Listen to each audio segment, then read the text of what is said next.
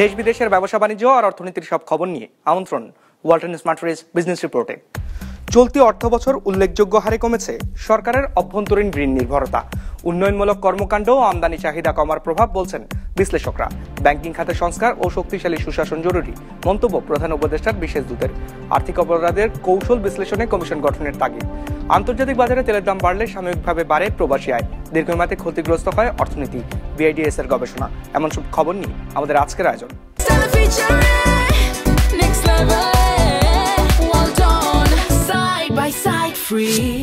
চলতি অর্থবছর উল্লেখযোগ্য হারে কমেছে সরকারের অভ্যন্তরীণ ঋণ নির্ভরতা।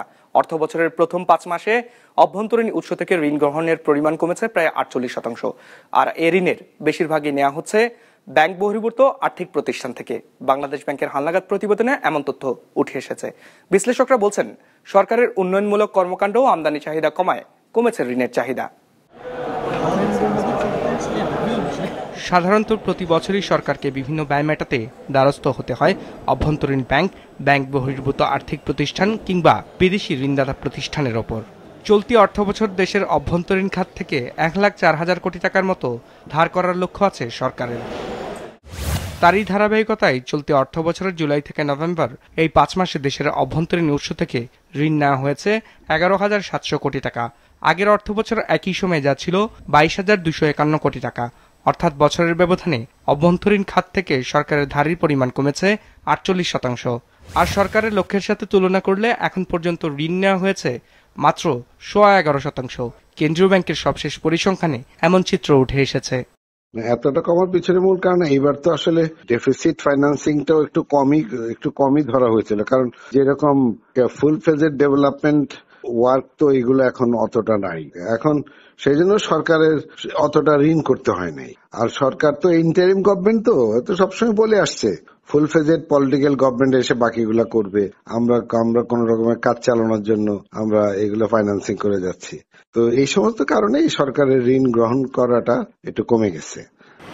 বাংলাদেশ ব্যাংকের তথ্য মতে এই 5 মাসে যে 11,700 কোটি টাকার ঋণ নেওয়া হয়েছে তার মধ্যে সবচেয়ে বেশি নেওয়া হয়েছে নন ব্যাংকিং সোর্স থেকে, যার পরিমাণ 10,315 কোটি টাকা।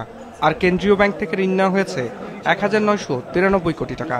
যদিও মাসখানেক আগে কেন্দ্রীয় ব্যাংকের সরকার 900 কোটি টাকার বেশি পরিশোধ করেছিল। নন ব্যাংকিং সেক্টর থেকে সরকার ঋণ নিলে যেটা সুবিধা, সেটা প্রথমত হচ্ছে সরকার ট্রেজারি বন্ড এবং বেলের মার্কেটটাকে ওপেন করে সেই জায়গাটাকে প্রসারণের চেষ্টা করছে এই অন্তর্বর্তী সরকার। হয়তো ভবিষ্যতে সঞ্চয়পত্র বিক্রির যে অবস্থাটা সেটাও হয়তো আর থাকবে না, আর যদি থাকে সেটাকে পুরোপুরি মার্কেটে ছেড়ে দেওয়ার একটা পরিকল্পনা রয়েছে। একই সাথে সরকার যদি এই পর্যায়ে মানুষের পাবলিকের কাছ থেকে লোন নিতে পারে, তাহলে ব্যাংকের কাছ থেকে নিলে যে ক্রাউডিং আউট, আমরা যে প্রভাবটার কথা বলি, যে সরকার ঋণ নেওয়ার কারণে প্রাইভেট ইনভেস্টমেন্ট কমে যায়, অতএব সেই জায়গাটাকে ধরে রাখার জন্যই সরকার হয়তো এই বিকল্প ব্যবস্থা নিচ্ছে। তথ্য বলছে, চলতি অর্থবছর দেশের উন্নয়নমূলক কর্মকাণ্ডে সরকারের ব্যয়ের লক্ষ্য আছে 2,38,000 কোটি টাকা। যদিও 5 মাসে ব্যয় হয়েছে মাত্র 19,500 কোটি টাকার মতো, যা মোট লক্ষ্যের 8.33%। বিজনেস রিপোর্ট, মাছরাঙা টেলিভিশন। ব্যাংকিং খাতে পূর্ণাঙ্গ সংস্কার ও শক্তিশালী সুশাসন ছাড়া দেশের অর্থনীতির পুনরুদ্ধার সম্ভব নয়, এমন মন্তব্য করেছেন প্রধান উপদেষ্টার বিশেষ দূত। বৃহস্পতিবার পলিসি রিসার্চ ইনস্টিটিউট আয়োজিত সেমিনারে তিনি একথা বলেন। জানান, একটি ট্রুথ ও রিকনসিলিয়েশন কমিশন প্রয়োজন, যারা খেলাপি ঋণ এবং আর্থিক অপরাধের কৌশল বিশ্লেষণ করবে। দেশের প্রায় 2 ডজন ব্যাংক খেলাপি ঋণে জর্জরিত। খেলাপি সংকট সমাধানে একীভূত হয়েছে শরিয়া ভিত্তিক 5 ইসলামী ব্যাংক। বাংলাদেশ ব্যাংকের তথ্য অনুযায়ী বর্তমানে সবগুলো ব্যাংকের মোট খেলাপির পরিমাণ 6,44,000 কোটি টাকা, যা বিতরণকৃত ঋণের প্রায় 36%। এই পরিস্থিতিতে ব্যাংকের ব্যর্থতা ও উত্তরণ শীর্ষক আলোচনায় বক্তারা ব্যাংক রেজলিউশন ফ্রেমওয়ার্ক গ্রহণের উপর জোর দেন। বলেন, এতে জরুরি আর্থিক সেবা চালু রাখা সম্ভব হবে। একই সাথে গ্রাহকদের আস্থা ফিরিয়ে আনবে ও আইনগত কাঠামো পরিষ্কার হবে। প্রতারণাজনিত খেলাপি ঋণ ও সাধারণ খেলাপি ঋণ আলাদা করে ব্যবস্থাপনা এবং পেশাদার অ্যাসেট ম্যানেজমেন্ট কোম্পানি গঠনের উপর গুরুত্ব আরোপ করেন তারা। Well, the NPL has not risen. It has been brought to surface. It was hidden. The accounting magicians were hiding it. Now we have brought it to surface. The extreme view that willful defaulters need to be called out and advertised, and they should not be allowed to, once being termed as a defaulter, come back into the economy and relend or get access to relending. Two raw materials of banking: on the people side, deposit; on the institutional side, capital. Capital will happen little later. Start firing the guns of all those 5-6 other fronts of income, which doesn't need a capital adequacy. This will happen. অনুষ্ঠানে প্রধান উপদেষ্টার বিশেষ দূত বলেন, দেশের banking খাতের ঋণ খেলাপির হার অত্যন্ত বিপজ্জনক। এজন্য ব্যাংকিং খাতের শীর্ষ কর্মকর্তাদের দায়িত্বহীনতাকে দায়ী করেন তিনি। ব্যাংকিং খাতের পূর্ণাঙ্গ সংস্কার ও শক্তিশালী গভর্নেন্স ছাড়া দেশের অর্থনীতি পুনরুদ্ধার সম্ভব নয় বলেও মন্তব্য তার। In the absence of an acute crisis, this is a chronic crisis that we have, and not really regarded as an acute crisis. 35% is an extraordinarily large number. I can't think of any situation where the country is not on practically a state of economic emergency, and where there isn't a generalized wealth destruction before you can come out of a hole of that kind. Bank ভেঙে পড়ার পর সঠিক ব্যবস্থা না নিলে দেউলিয়া bank তৈরি হয়। এতে অর্থনীতি স্থবির হয়ে যায়, কমে আসে নতুন ঋণের প্রবাহ। এ বিষয়ে সবাইকে সতর্ক থাকার আহ্বান জানান আলোচকরা। ইকরামুল ইসলাম খান, বিজনেস রিপোর্ট, মাছরাঙ্গা টেলিভিশন। আন্তর্জাতিক বাজারে তেলের দাম বৃদ্ধিতে সাময়িকভাবে প্রবাসী আয় বাড়লেও দীর্ঘমেয়াদে ক্ষতিগ্রস্ত হয় বাংলাদেশের মতো উন্নয়নশীল দেশের অর্থনীতি। শিল্পের উৎপাদন ব্যয় বাড়ে, কমে কর্মসংস্থান। বৃহস্পতিবার রাজধানীতে গবেষণা প্রতিষ্ঠান বিআইডিএস আয়োজিত সেমিনারে এমন কথা উঠে আসে। তাই কোন দেশের অর্থনৈতিক খাতকে শক্তিশালী করতে শ্রমিকের দক্ষতা বাড়ানোর বিকল্প নেই বলে মত আলোচকদের। তাগিদ দেওয়া হয় শিক্ষার মান উন্নয়নের। প্রবাসীদের পাঠানো অর্থই দেশের বৈদেশিক মুদ্রা আয়ের দ্বিতীয় বৃহত্তম খাত, যা বাড়ছে ধারাবাহিকভাবে। তথ্য বলছে 2024-25 অর্থ বছর প্রবাসীরা আয় পাঠিয়েছে দেশে $2,391 কোটি। 2024-25 অর্থ বছর যা বেড়ে দাঁড়ায় $3,032 কোটি। আর চলতি অর্থ বছরে এখন পর্যন্ত রেমিটেন্স এসেছে $120 কোটি। তবে বিআইডিএস বলছে প্রবাসীদের আয়ের উপর নির্ভর করে বাংলাদেশের মতো দেশের দীর্ঘমেয়াদী উন্নয়ন সম্ভব নয়। আমাদের আউটপুটের মধ্যে একটা নেগেটিভ ইম্প্যাক্ট পড়বে এটা। তার সাথে সাথে যেমন আমাদের যদি কোনো মাইগ্রেন্ট না থাকতো তাহলে ওখানেই পড়ে যেতাম। মাইগ্রেন্ট থাকাতে আমাদের একটা শকটা কিছুটা অ্যাবজর্ব হয়। ওভারঅল ওর কোনো ক্ষেত্রে লস হয়, কিন্তু কম লস হয়। রাজধানীতে তেলের মূল্য বৃদ্ধিতে উন্নয়নশীল দেশগুলোর রেমিটেন্সের প্রভাব নিয়ে সেমিনারে আয়োজন করে বিআইডিএস, যেখানে জানানো হয় বিশ্ববাজারে তেলের দাম বাড়লে বাংলাদেশের মতো উন্নয়নশীল দেশগুলোর সামগ্রিক অর্থনীতিতে নেতিবাচক প্রভাব পড়ে। তবে মধ্যপ্রাচ্যের মতো তেল সমৃদ্ধ দেশের উৎপাদন বাড়ে শ্রমঘণ্টা, ফলে বেতন ভাতা বাড়ে সে দেশে কাজ করা শ্রমিকদের। এতে অর্থনৈতিক ধাক্কা কিছুটা সহনীয় হয় শ্রম রপ্তানিকারক দেশগুলোর। ওয়েজ কমে যাবে, consumption of stairs will go down, কারণ যারা এখানে আছে তারা আয় কমে যাচ্ছে। বাট রেমিটেন্স কিন্তু পাচ্ছে, কারণ ওখানে যারা গিয়েছিল তারা টাকা পাচ্ছে। Domestic output declines, so the remittance output will increase. অনুষ্ঠানে জানানো হয় কোন দেশের দীর্ঘমেয়াদী উন্নতি ঘটাতে হলে শ্রমিকের দক্ষতা বাড়াতে হবে, উন্নয়ন করতে হবে শিক্ষার মান, জোর দিতে হবে কারিগরি শিক্ষার উপর। বলা হয় দেশের শিক্ষা কাঠামো উন্নত হলে বিদ্যমান সম্পদ থেকেই কাঙ্ক্ষিত সুবিধা অর্জন করা সম্ভব হবে। একটা দেশের যদি গ্রোথ করতে হয়, হাই ইনকাম কান্ট্রি হতে হয়, প্রোডাক্টিভিটি অফ দ্য লেবার বাড়ানো ছাড়া কোনো কিছু নেই। প্রোডাক্টিভিটি লেবার বাড়াতে হলে আপনাকে লোকজনের শিক্ষা, টেকনিক্যাল শিক্ষা, এইসব শিক্ষাতে ইমপ্রুভ করতে হবে। এটা যদি ইমপ্রুভ করে তাহলে এটা সম্ভব। এখন ভিয়েতনাম, তাইওয়ানের মতো দেশগুলো কেবল রেমিটেন্স নয়, নিজেদের অর্থনীতিকে উন্নত করেছে শ্রমিকের দক্ষতা বৃদ্ধি আর উৎপাদনশীলতা বৃদ্ধির মাধ্যমে বলেও জানানো হয় আলোচনায়। রঞ্জিবুল মিজান, বিজনেস রিপোর্ট, মাছরাঙ্গা টেলিভিশন।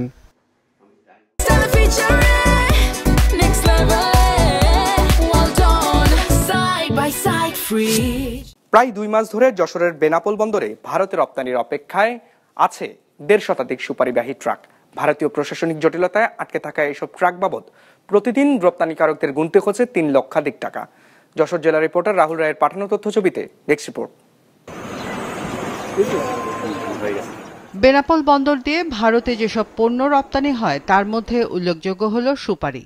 গুণগত মান ভালো হওয়ায় পার্শ্ববর্তী দেশ ভারতে বেশ চাহিদা রয়েছে সুপারির।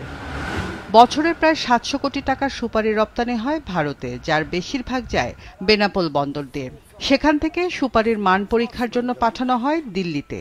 এ কাজে ধীরগতিসহ নানান সমস্যার কারণে প্রায় 2 মাস ধরে ভারতে প্রবেশের অপেক্ষায় বেনাপোল বন্দরে দাঁড়িয়ে আছে 1.5 শতাধিক সুপারির ট্রাক। গাড়ি এক্সপোর্ট হওয়ার পরে ইন্ডিয়ান সীমান্তে ওরা ওইটা টেস্টের জন্য দিল্লিতে পাঠায়। টেস্ট রিপোর্ট হয়ে আসতে একটু সময় লাগে। টেস্ট রিপোর্ট হয়ে আসার পরে ওই মাল ইন্ডিয়া থেকে যখন আবার উঠে যায় গেলে ওরা আবার নতুন করে আমাদের সুপারি গাড়ি আবার নেয়। বন্দরে দীর্ঘদিন আটকে থেকে নানান সমস্যার সম্মুখীন হতে হচ্ছে ট্রাক চালকদের। এতে বন্দরে দেখা দিয়েছে পণ্যজট। তারা বলছে ইন্ডিয়ালারা নিচ্ছে না মাল, এখন সমস্যা ইন্ডিয়ালারা না চাইলে তো তারা মাল দিতে পারে না। কি কারণে নিচ্ছে না সেটা আমাদের সিএনএফ বলতে পারবে। ইন্ডিয়ার সাথে যোগাযোগ করে কিভাবে নেওয়া যায়, তারা তো আশ্বাস দিচ্ছে নিবে।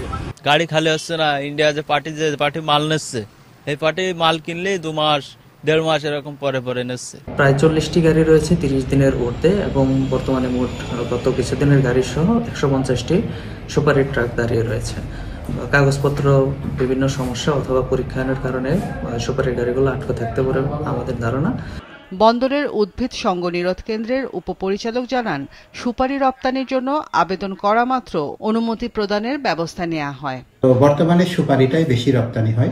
কোনো রপ্তানিকারক যদি কোনো পণ্য রপ্তানি করতে চায় এবং তার জন্য যদি আবেদন করে, আমরা কিন্তু সাথে সাথে ব্যবস্থা নিচ্ছি এবং এখানে কোনো পেন্ডিং কার্যক্রমও কিন্তু নাই। 2024-25 অর্থ বছরে বাংলাদেশ থেকে ভারতে সুপারি রপ্তানির পরিমাণ দাঁড়িয়েছে 53.6 মিলিয়ন মার্কিন ডলার। আগের অর্থ বছর 2023-24-এ এই পরিমাণ ছিল মাত্র 13.29 মিলিয়ন ডলার। এক বছরের ব্যবধানে রপ্তানি বেড়েছে প্রায় 4 গুণ। বিজনেস রিপোর্ট, মাছরাঙা টেলিভিশন।